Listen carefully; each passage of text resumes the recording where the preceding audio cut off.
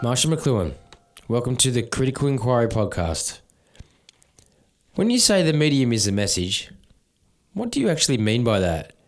And does it leave room to be criticised through radio and television?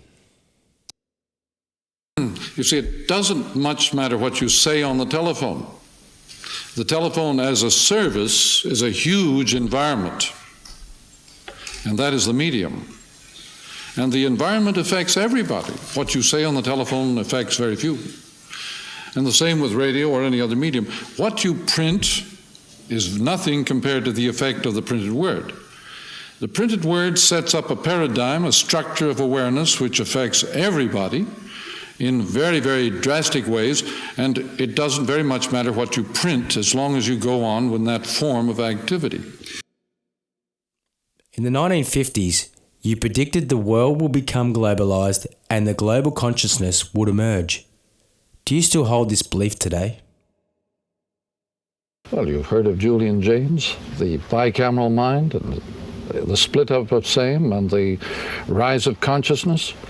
So your prediction is correct, yes? No, I think it's now we're playing backwards. We're going back into the bicameral mind, which is tribal, collective, without any individual consciousness.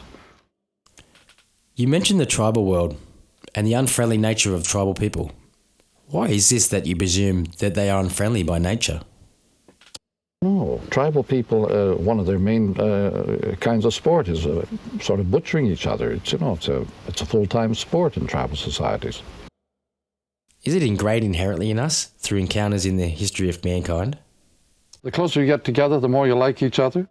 There's no evidence of that in any situation that we've ever heard of. That when people get close together, they get more and more savagely impatient. Don't you mean tolerant with each other, Mr. Mcluhan? Tolerance is tested in those narrow circumstances very much. Village people aren't that much in love with each other. And the global village is a place of very arduous interfaces and very abrasive situations.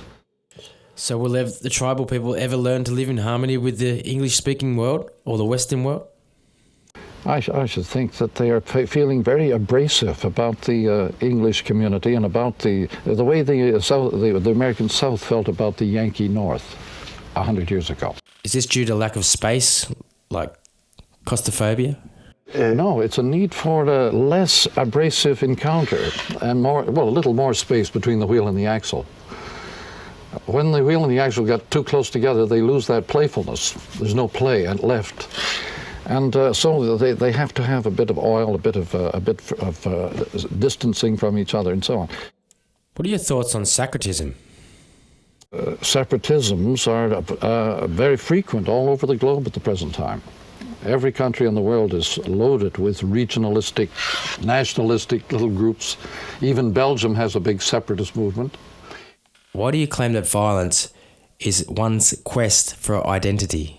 When you live out on the frontier, you have no identity. You're a nobody. Therefore, you get very tough. You have to prove that you are somebody. And so you become very violent. And so identity is always accompanied by violence. So will violence ever become a commodity or a form of entertainment? Ordinary people find the need for violence as they lose their identities. So it's only the threat to people's identity that makes them in violence. Terrorists, hijackers, these are people minus identity.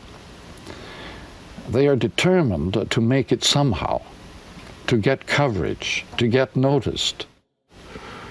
There's very little time to get accustomed to anything.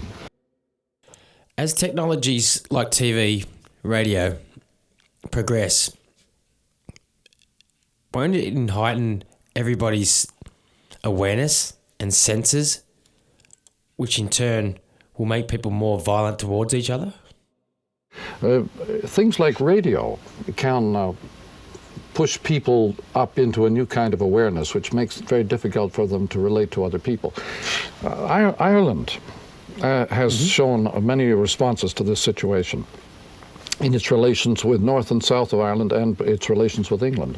I mention them because everybody tends to know a bit about that. And it has been irreconcilable until now anyway. The English representing the highly literate society, and the Irish representing a more oral and a much more communal, tribal group. And where the tribal feelings are strong, radio sends them up the wall. So radio has sent tribal societies around the globe up the wall with intensity of feeling. One of the big violence makers of our century has been radio. So you're saying it goes back to the First World War, the days of Hitler? Hitler was entirely a radio man and a tribal man. Technologies such as the camera and how we can surveillance people, will this change the order of society on a global scale? It has become one of the main occupations of mankind, just watching other people and keeping a record of their goings-on. This is the way most businesses are run. Every business has a huge espionage sector. And this has become the main business of mankind, just watching the other guy. A fascination in watching other people, invading their privacy? Invading privacy, in fact, just ignoring it. Everybody has become porous. They got the light and the messages go right through us. As, by the way, at this moment, right. We are on the air, and right. On the air we do not have any physical body. When you're on the telephone or on radio or on TV, you don't have a physical body. You're just an image on the air. When you don't have a physical body, you're a discarnate being. You have a very different relation to the world around you. And this, I think, has been one of the big effects of the electric age. It has deprived people really of their private identity. Everybody tends to merge his identity with other people at the speed of light. It's called being mass man. What's the difference between role-playing and having a job? Jobs are rather static, repetitive things, whereas role-playing is very flexible. You can play many roles, but you can only have one job at a time. What is the main problem with our youth growing up in a technological age? They do not have goals. They don't have objectives. And that is putting it mildly. So maybe the technological age will be harmful for our kids. It'll make them lazy or make them have no goals and no ambitions in life. So what is happening to our own children is we're watching them become third world. What do you mean by that? Well, it means that they feel much more groupy and trendy than they do private or goal-oriented.